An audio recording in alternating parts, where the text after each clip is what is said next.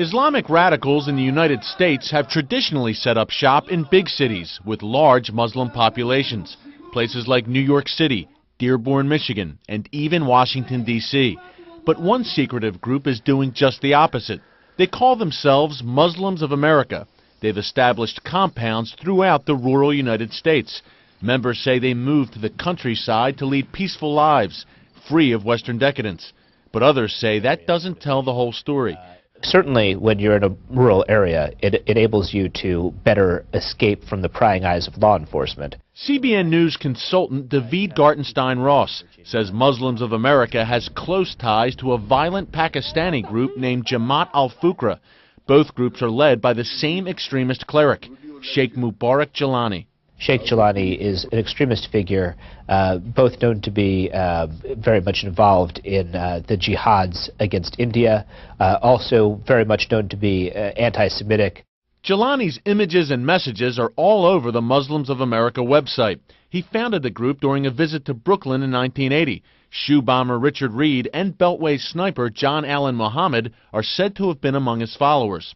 Jilani encouraged his U.S. pupils, mostly African Americans, to move to rural areas and establish Muslim communes. The group now has dozens of these communes nationwide. Al-Fuqra has compounds from coast to coast. They have compounds in Virginia, 2 of them in New York State, in California, in Colorado, in Georgia. And what this indicates is that they're going to areas where land is plentiful, where you can get land for relatively cheap prices. CBN News visited the group's 45-acre site in Red House, Virginia, a town so small you can barely find it on a map. Red House, Virginia is as rural as it gets. There's no traffic lights, and the only signs of industry here are a pair of convenience stores. So when a street sign popped up named after a radical Pakistani sheikh, along with men and women dressed in traditional Islamic garb, locals took notice. About 100 people live in run-down trailers on the Red House compound. Members declined to speak to CBN News on camera. We're just trying to, well, what's this? Wait. It's okay. We tried to ask them about this sign in front of the compound. It's a symbol of the group's devotion to Sheikh Jilani. Jilani has been on U.S. intelligence agencies' radar for years. He's currently under investigation for possible ties to al-Qaeda. American journalist Daniel Pearl was on his way to interview Jilani in 2002 when he was murdered. The sheikh denies any involvement in Pearl's killing. CBN News spoke to a former member of Muslims of America who wishes to remain anonymous. Mustafa says Sheikh Jilani runs the group from Lahore, Pakistan. He's the leader of the group. He's a former member of the Pakistani military.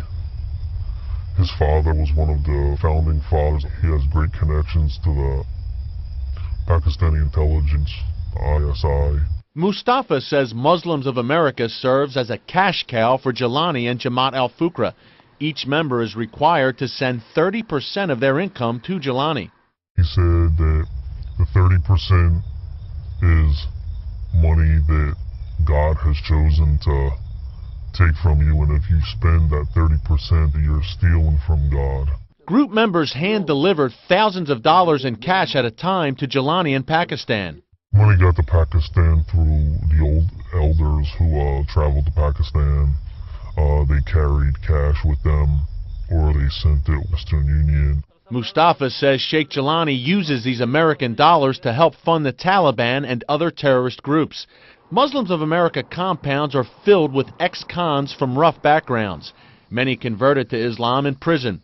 Mustafa says there's at least one semi-automatic weapon in every home. A local law enforcement official told us he's had no problems with Muslims of America in Red House, but the group has a long track record of violent activity on U.S. soil. During the 80s and 90s, members firebombed Hindu and Hare Krishna temples and assassinated 2 rival Muslim leaders. Federal raids on the group's Colorado compound in the early 90s turned up bombs, automatic weapons, and plans for terrorist attacks. And at least 3 members have been arrested on weapons charges since 9/11. Mustafa says the group raises money through a variety of criminal activities. It's all illegal. If you're bootlegging videotapes, CDs, clothing. In March, federal investigators broke up a multi-state counterfeit goods ring.